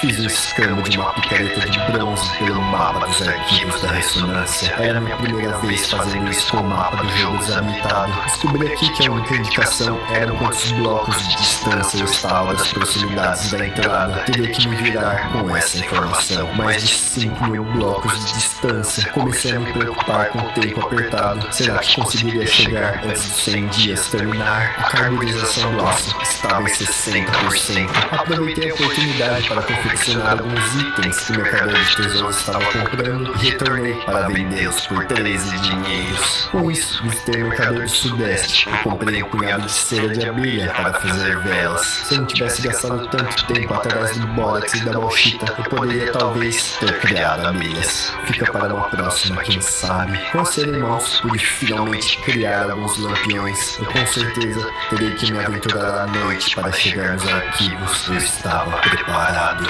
Recolhi mais carvão no dia 97 para produzir mais ferro. Transformei os lingotes em argolas e no dia seguinte concluí minhas perneiras de cota de malha. Só me restava aguardar o aço ficar pronto para finalizar a última peça da minha gloriosa armadura. Aproveitando o tempo, preparei o aço. Estava em 80. Todo o tempo estava extremamente acirrada. Precisava produzir 7 conjuntos de argolas em tempo recorde para poder explorar os arquivos da ressonância dentro desses 100 dias. Aguardei como um vira-latas faminto pelo aço, um momento de reflexão por tudo que passei para chegar até aqui. Mas é claro que um vagante tinha que estragar esse momento. Dia 99. Um dia para o fim desse desafio. O aço estava pronto. Iniciei a produção frenética para terminar as argolas de aço. Enquanto o martinete moldava os lingotes, eu forjava as argolas. Uma orquestra uníssona. Vamos lá, uma última martelada. Estava pronto. Reparei a armadura de couro e utilizei ela para a minha última peça de cota de malha. O barulho das argolas de aço indicavam o meu sucesso. Eu estava pronto para a batalha. Peguei rapidamente minhas provisões e uma boa quantidade de blocos para marcar o caminho. Finalmente, saí para minha última aventura em busca dos arquivos da ressonância. Testei a resposta do mapa e a redução maior de distância apontava para o sudeste. Passei por algumas marcações e iniciei a minha corrida para o desconhecido. Atravessei montanhas, vales extremamente acidentados, na chuva e no escuro. Passei por formações de bauxita que tanto procurei. Abri caminhos para tentar manter uma linha reta do acampamento. O que antes me feria, agora fazia cócegas na minha cota de malha. Manhã do 100º dia, a caminhada rumo aos arquivos continuava.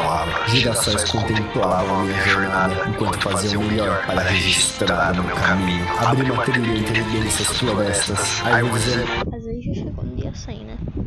enormes como nunca tinha visto, até que cheguei na montanha que supostamente escondia a entrada dos arquivos da ressonância. A montanha que abrigaria meu fim ou a minha glória. Procurei uma subida em sua encosta, uma subida extremamente arriscada. Que ironia, era uma enorme montanha de bauxita. Finalmente cheguei ao topo e procurei pela entrada da caverna. Fui recebido por uma mata semi-fechada e ao final do último dia do desafio, achei a sua entrada. O pináculo de todos os esforços terminava aqui. Um abraço e até a próxima. Brincadeira, você não achou que eu ia finalizar esse vídeo sem explorar esse lugar, não é mesmo? Adentrei a caverna, finalmente estava nos arquivos da ressonância. Uma estranha queda d'água tampava a escada que teria que descer, mas antes de prosseguir, coloquei um baú na entrada para liberar espaço no meu inventário. Lá embaixo não era possível posicionar blocos ou qualquer outra coisa nas dependências dos arquivos. Guardei tudo que não me seria útil e levei somente o necessário. Depois de fuçar um pouco, consegui cessar a água que corria pela escada e fiz a minha descida. Essa caverna é um lugar cheio de mistérios. Cada porta aqui possui seu próprio desafio. Vagantes das profundezas, por sorte, os mais fracos daqui. Logo em diante, encontrei uma descida, mas primeiro ia conferir se tinha alguma porta aberta nesse andar.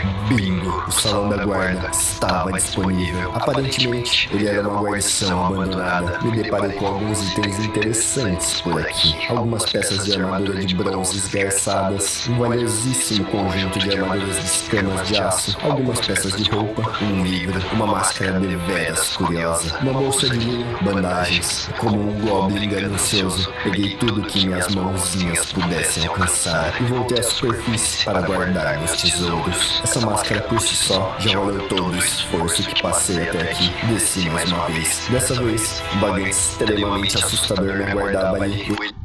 Vamos, meninos do Vintage Story. Eliminei com cuidado. Sem mais portas livres por aqui, hora de verificar o que tinha no andar de baixo. Logo na saída, a sala de engenharia estava de portas abertas. Dei uma olhada nos arredores e logo ao lado, um depósito de carvão. Fucei os entornos, uma fornalha com tochas no baú ao lado. Usei meus 2 neurônios para fazer a ligação. Essa fornalha abastecia as máquinas. Enquanto espiava o que poderia ser o boss daquele lugar, uma parte do maquinário ganhou vida. Provavelmente, algum Uma porta tinha sido liberada. Subterrei algumas quinquilharias nos baús de cima e dei uma olhada no salão principal. A primeira sala que encontrei na minha chegada estava aberta. Subi para conferir o que tinha lá. A oficina de sinos. Segui pelo corredor em ruínas até que cheguei em uma sala suspeita. Que barulho infernal é esse? Ou melhor, que criatura infernal é essa? Vagantes tenebrosíssimos começaram a spawnar. Talvez fosse feitio dessa bizarrice. Os golpes das criaturas machucavam tanto através da minha armadura. Vagantes não paravam de vir enquanto eu cacetava aquele maldito sino. Quanta vida ele tinha, pelo menos percebi. Minha vida estava começando a perigar. Sorte minha que tinha essa porta para respirar um pouco. Removi a minha armadura e me curei. Coloquei-a de volta e abri a porta. Fui direto no bicho sino. Talvez essa fosse a melhor estratégia. Esse sino tinha muita vida e seu movimento balangante tornava difícil acertar os golpes. Finalmente, calei essa besta maldita. Essa batalha consumiu todas as bandagens que eu tinha. Coloquei os itens completamente esquisitos que esse sino deixou. Recolhi a carcaça das dezenas de vagantes que enfrentei. Sem mais bandagens. Que diabos de luta foi essa? Saquei alguns itens extremamente valiosos, como chapas de ferro, dinheiros, sal. Tentava interagir com tudo que tinha ali. Vasculhei todo o canto daquele lugar. Velas, um bracelete, joias e uma imensa engrenagem. A nota ao lado dizia que era uma das peças do gerador. Ela estava também uma bomba que estava faltando. Terminei de revirar tudo que tinha ali e voltei para o gerador. Inseri a engrenagem que encontrei e fui guardar meus tesouros mais uma vez. Tudo que eu sabia sobre esse lugar é que esse poço liberava um boss. Eu já estava sem itens de cura. Minha comida também já estava para acabar. Andar com essa armadura aumentava muito a fome do meu personagem. Eu não esperava uma batalha tão intensa assim logo de cara. Mas um combate desse eu não teria mais chances. Separei todos os itens que conseguiria carregar. Eu estava voltando para casa. Talvez no retorno com mais preparo eu poderia triunfar. Aqui se encerrou essa jornada. Não com um ponto final, mas com uma vírgula. 100 dias Uma vírgula? Ah, é que vai ter a parte 2, né? de luta. O objetivo de conquistar todas as eras tecnológicas foi alcançado. Nos perdemos, nos reencontramos, tiramos proveito do que grande parte das mecânicas desse jogo tinha a oferecer. Infelizmente o tempo não me permitia explorar absolutamente todas, mas quem sabe numa próxima jornada. Agradeço Muito massa esse jogo, adorei conhecer. Ainda bem que vai ter a parte 2 que nós vamos poder ter mais coisas desse jogo. E mais um vídeo longo. muito a você que acompanha essa aventura. Um agradecimento deveras especial para os membros do YouTube e do Apoia-se, que colocaram confiança em mim nesses 2 meses de produção desse singelo conteúdo. Esse vídeo foi lançado em capítulos para os 2 grupos de apoio. Tem interesse em me ajudar? Sua inscrição já é valiosíssima para mim. Quer ajudar mais ainda? Dê uma olhada nos links. Tem que ajudar demais esse canal. Tomara que esse cara veja. Tomara que esse cara veja esse vídeo. Lions, que você vê esse vídeo, você é um cara muito foda. E por favor, comente que você vê esse vídeo. Eu vou te marcar aí na descrição, porque teve alguns que já viram meu vídeo. Tem alguns youtubers. Teve um youtuber com mais de 100k deles. Era 100k, era 500k, mais de 500k que ele comentou no meu vídeo. Sim, o youtuber com mais de 500k se rebaixou ao ponto de comentar um vídeo do Daniel de 2.000 inscritos. Na descrição, serei eternamente grato. Mais uma vez, obrigado a todos. Meu nome é Lairus e até a próxima. Valeu, valeu.